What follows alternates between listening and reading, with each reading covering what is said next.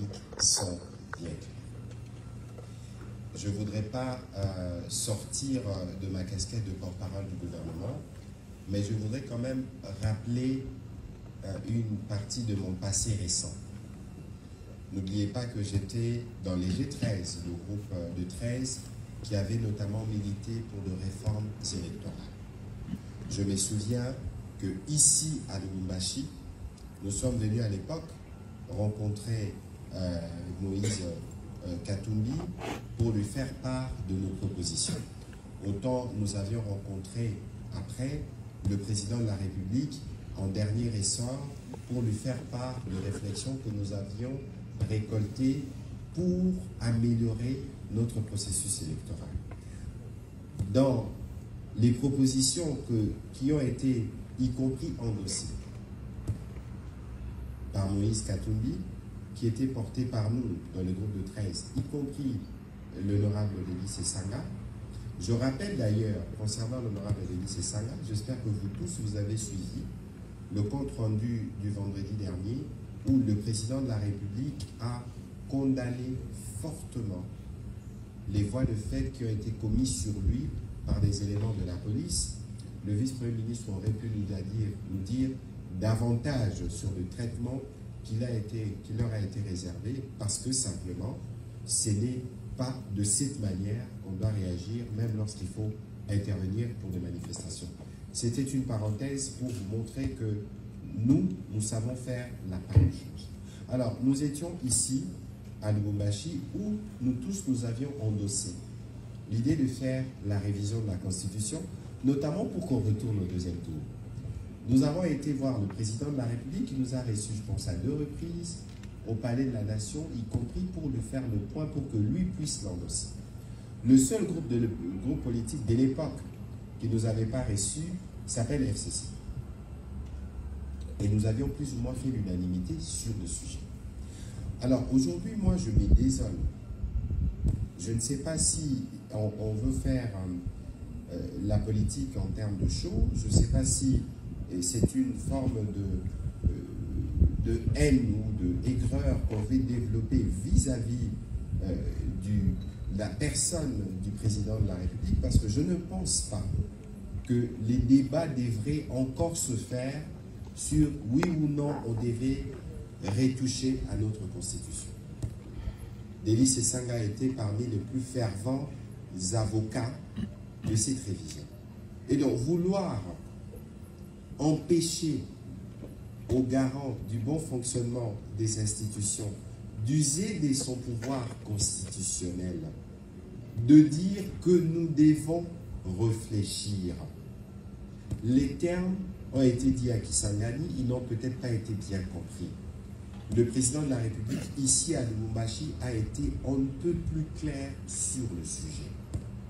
Nous allons inviter une commission, d'ailleurs, ce serait bien pour l'honorable Sesanga de se joindre à cette commission, parce qu'il en a toujours été les fervents défenseurs.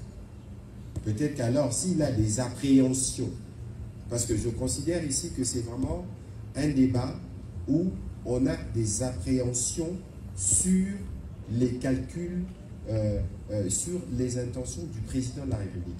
Ici, le président de la République, qui est aux commandes de la République depuis 6 ans. Nous avons une constitution qui a été promulguée depuis 2006. Nous voyons, nous tous, certains goulots. Je ne voudrais pas aller en profondeur dans les débats, ce n'est peut-être pas le cas qu'il faut, mais les Congolais ne réclament-ils pas aujourd'hui une double nationalité? Nous parlions du secteur minier ici. Il y a beaucoup de Congolais qui sont experts dans les mines. Nous étions à Genève. Nous avons rencontré des Congolais qui travaillent pour les organisations des Nations Unies qui nous l'ont demandé. Alors, à un moment donné, il faut faire la part de choses entre ce qui doit relever d'un comportement purement politicien et ce qui doit relever du sens de la République en termes de notre responsabilité collective. Si aujourd'hui, la volonté du président de la République, c'est d'avoir des structures étatiques plus aptes à répondre aux préoccupations de Congolais, où est le mal? Si aujourd'hui, c'est pour permettre à nos compatriotes qui ont pris de nationalité étrangère de jouir du fait qu'ils ne peuvent pas perdre leur nationalité d'origine. Ça pose de problème à qui? Parce qu'une constitution a un objectif, on n'a pas besoin d'être juriste pour le savoir. L'objectif de la constitution actuelle, dans les contextes de son élaboration, on voulait mettre fin à la guerre.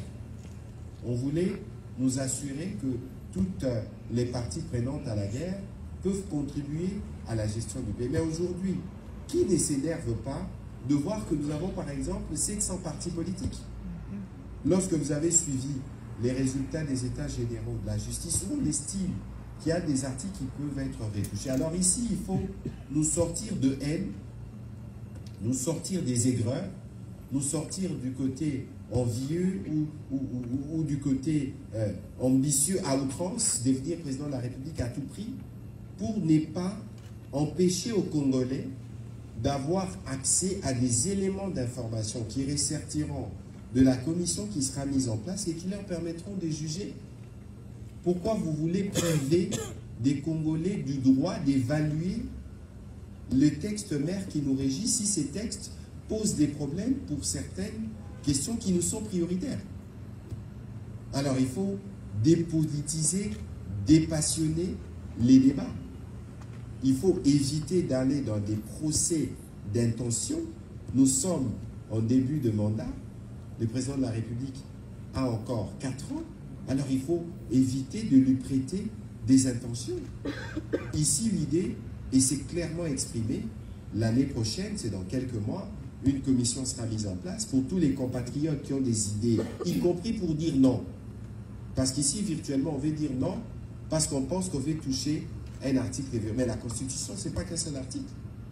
Et donc, voilà un peu, parce que c'est un débat important et j'espère que vous, les professionnels des médias, vous allez nous aider à converger vers l'essentiel.